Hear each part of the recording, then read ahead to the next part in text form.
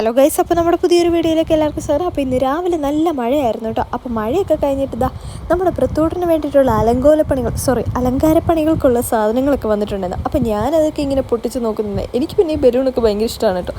അത് കഴിഞ്ഞ് നോക്കിയപ്പോൾ നമ്മുടെ റൂമൊക്കെ ആകെ അലങ്കോലമായിട്ട് കിടക്കുകയാണ്. ഇനിയിപ്പോൾ അതൊക്കെ തിട്ടപ്പെടുത്തണമല്ലോ.